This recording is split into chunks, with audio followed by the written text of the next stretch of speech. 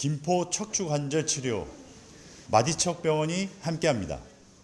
안녕하세요. 마디척 병원 원장 배주환입니다. 오늘은 어깨 관절의 탈구에 대해 가지고 한번 알아보는 시간을 가지도록 하겠습니다. 우선 어깨 탈구가 생기는 이유에 대해서 좀 말씀을 좀 드리겠는데요. 모든 관절이 다 빠질 수가 있죠. 크게 사고가 난다거나 다친다거나 이렇게 하게 되면은 의도치 않게 관절이 탈구가 생기는데, 탈구를 하는 건 사실 보면은 이렇게 관절면이 맞아 있는 게 잘 유지되는 이 범위 내에서 벗어나는 것을 탈구라고 하거든요. 특히 어깨가 유독 많이 탈구가 발생하는 이유가 있는데, 다른 관절에 비해 가지고 기본적인 구조 자체가 좀 많이 불안정한 구조여서 그래요. 제가 보통 설명을 드리면은 골프 티 위에 공이 올라간 모양이라고 말씀 많이 드렸는데, 요걸 옆으로 세워놓은 게 어깨 관절이라고 보시면 되거든요. 그러다 보니 이게 움직이다 보면은 쉽게 좀 빠질 수 있는 구조죠. 그래서 평상시에는 힘줄이나 인대 같은 그런 구조물들이 어깨를 안정적으로 잘 잡아주게 되는데, 사고가 나거나 아니면 외상에 의해서 충격을 받게 되면은 쉽게 이 구조가 망가뜨려지면서 어깨가 빠져버리는 이런 상황이 되게 됩니다. 다음은 어깨 탈구가 발생했을 때 환자분들이 쉽게 인지할 수 있는 증상에 대해서 말씀을 드리면요. 일단 어깨가 빠지게 되다 보니까 누구나 다 육안으로 인지할 수 있을 정도로 어깨 모양의 변형이 좀 생기게 되고요. 그리고 팔 길이도 일단은 차이가 날 수 있게 되게 돼요. 그리고 통증이 움직일 수 없을 정도의 통증이 보통 발생하기 때문에 기본적으로 처음 경험하는 분들이라도 어깨가 문제가 생겼구나라는 것을 쉽게 인지할 수가 있게 됩니다. 다음은 이제 어깨에 그럼 탈구가 발생했을 때 어떻게 치료하는지에 대해서 설명을 드릴 텐데요.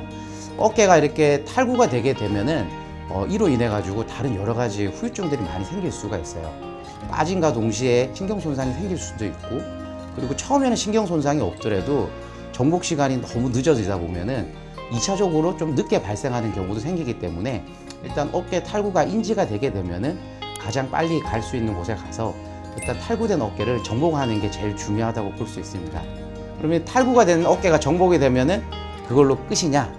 그런 건 아닌 게, 안타깝게도 어깨 관절이 일단 이미 탈구가 되는 상황이 되면은 관절 와순이라서 어깨 안정성에 가장 중요한 역할을 하는 그 구조물들이 보통은 찢어지게 됩니다.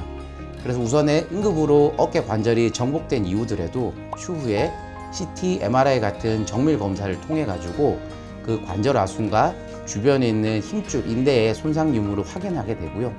혹시 그 부위가 찢어져 있다게 되면은 관절 내시경 같은 기구를 통해 가지고 간단하게 찢어진 부위는 봉합을 하게 됩니다. 수술 후의 예후에 대해서 간단히 말씀을 드리면요.